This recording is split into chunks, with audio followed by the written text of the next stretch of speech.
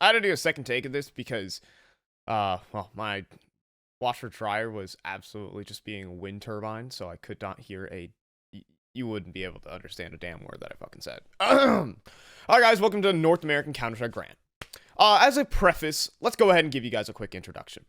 This morning, or I guess yesterday, Dust2.us, a North American Counter-Strike journalist blog or news source, released an interview with Twist, where Twist went on to give a little bit of a bashing to North American Counter-Strike pros who moved to Valorant, saying, quote, they went there for the easy money.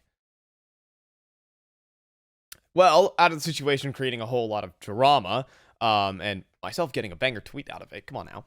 I felt it necessary this morning to actually give a proper rant to the situation. Why? Because I saw a thread from YNK that kind of triggered me. So this is kind of going to be like a response video, even though YNK didn't even release a response. This just kind of made me angry. But anyhow, there has to be something. There's so many things that are different about the North American Counter-Strike space than it is to, say, EU, even Brazil, CIS, and the Balkans that YNK talks about.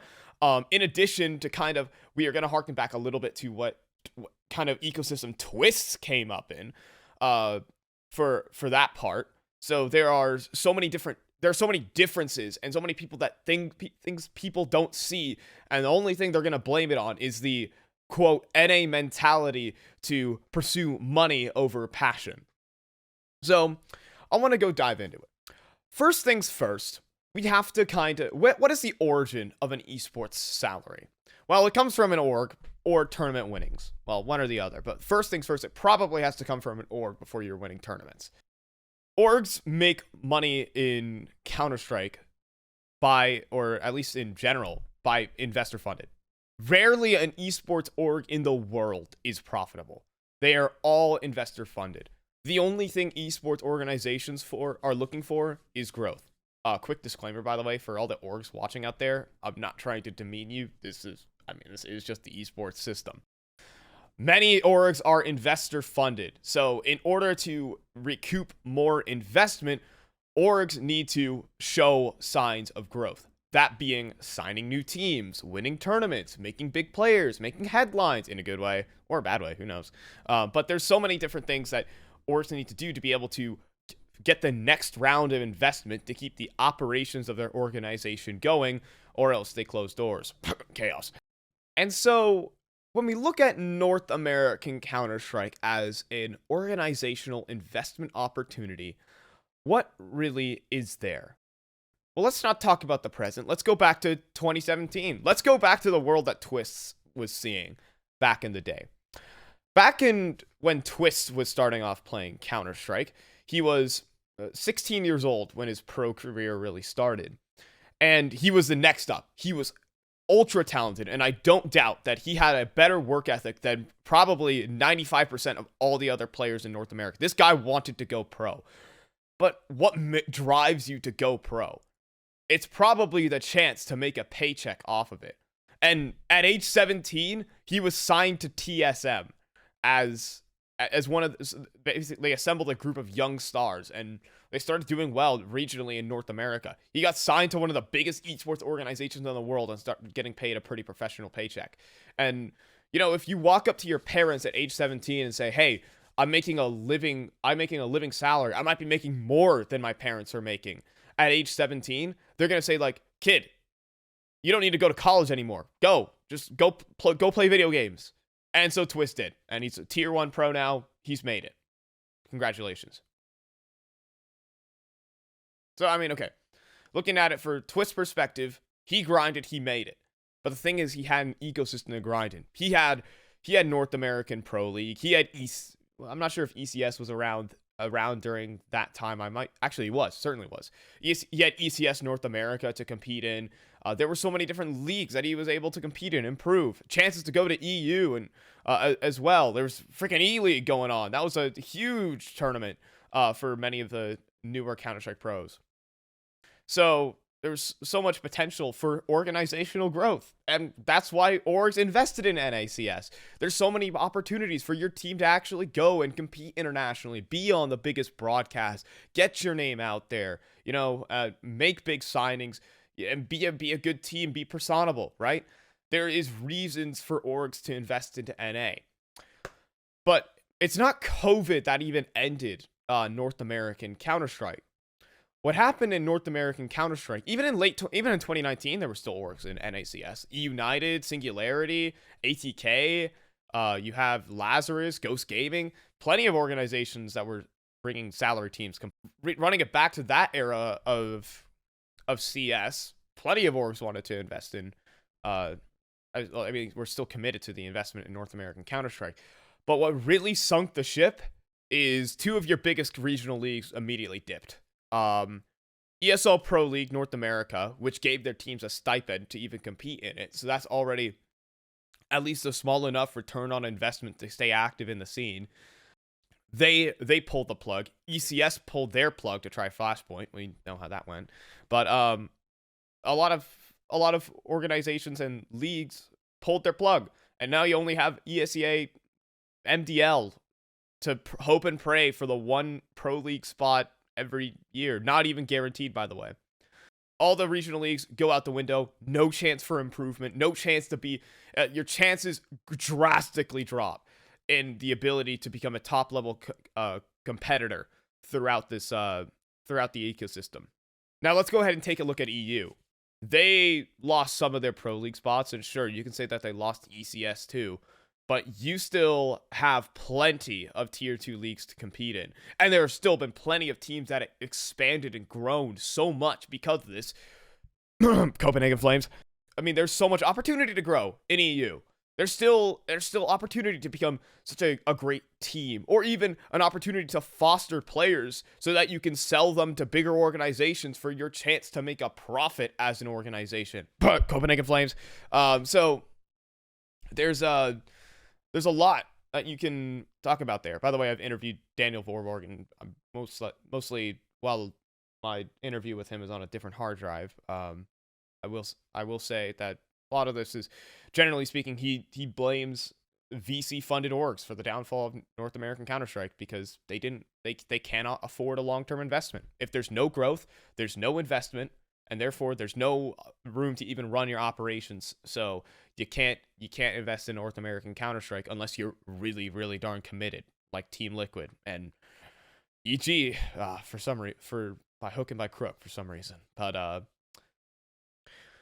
so the EU system has infrastructure, has an ability for a team to get better and to grow, while NACS doesn't have an infrastructure, and therefore it is much more difficult to grow as a team.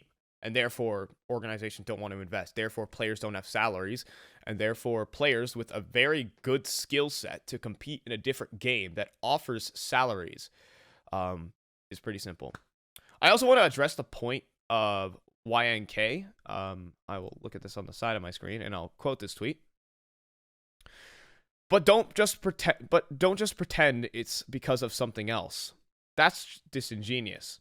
And on another note, that sort of an attitude is exactly why we see teams from poorer regions, that is, teams that put down their heads and work for free, Brazil, CIS, and even the Balkans, have more teams climb the rankings than NA.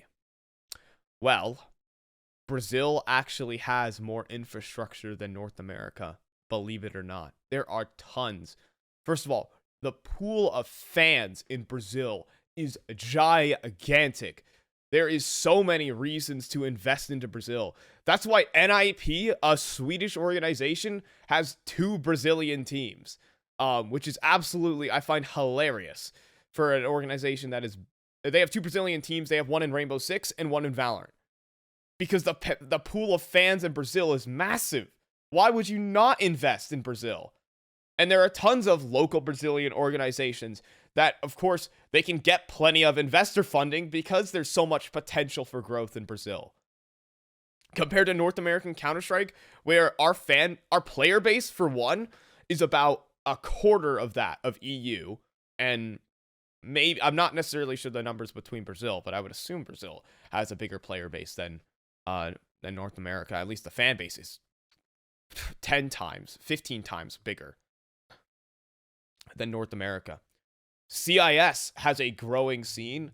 And the Balkan, I mean, a growing fan base, growing scene. I mean, CIS fan base and player base is way bigger than North America. Balkans fan base, player base, way bigger than North America. Probably more or less, I would say the same, but still the opportunities for growth in the Balkans. You still have infrastructure to compete in. So, I mean, there's still organizations that see it reasonable to possibly invest in the EU CS and Brazilian CS. So, I mean, I'm sure they have a very similar mindset. You know, if they didn't have the opportunity, I mean, they have a lot, I wouldn't say less to lose, but they're in a much different situation, I guess, than North American players too. If there's a bigger opportunity, they will go ahead and chase it. I think there definitely is still a motivational factor with the smaller regions. But the biggest thing is that they actually have a chance to get an org. An org can have a reason and say, yeah, this is probably a team that can grow to be pretty good. It took so much for Extra Salt to prove that they should be signed by like an org. Crazy as that is. So, I mean, even other regions might even have a better opportunity to compete just because, you know, organizations see bigger growth opportunity and they are more likely to give a player salary than in North America. Now look at North American Valorant, which has absolutely everything North American Counter-Strike doesn't. North American Valorant has an infrastructure to grow in. It's not a good one. It might fail pretty quick. They need to fix some stuff there. But it has an infrastructure. Orgs see potential growth because they're like, oh my god, it's a Riot-sponsored game. They're going to give us a franchising spot. We better get in this one quickly and get good fast. We actually might make a return on investment for once in our venture capitalist lives. So they do. And they try really darn hard to get themselves that. So, all things considered, orgs see much more growth potential in Valorant because it's run by Riot Games than in North America with a potential just guaranteed infrastructure compared to Counter-Strike. It's simple as that. Orgs will pay salaries. Players who don't have salaries will see their fortunes greatly improve just because, you know, unfortunately, we're not all driven by passion. I have a passion for Yu-Gi-Oh! But Yu-Gi-Oh! Doesn't pay, unfortunately. So I'm not going to be a pro Yu-Gi-Oh! Player anytime soon. That's why I cast. Casting for me has a future. There are going to be esports still around the corner that need to be casted. And that's why I cast. I mean, I do this because I might have a future in it. Right? So why would I play a game that I don't have a future in? Why would I stick my head down and grind because I don't have a future in it? I'm 18 years old. Maybe I'm naive. But I don't ask for players to leave Counter-Strike for Valorant. I love NACS. I want people to stay in CS. CS is my home turf game. But, you know, you're leaving Valorant. Well, shit. Best of luck, bud. Either way, thank you guys for listening. And I maybe should have had better lighting throughout this. Anyways, this is kind of stock standard. Still have my cup of coffee next to me. All right, anyhow, peace.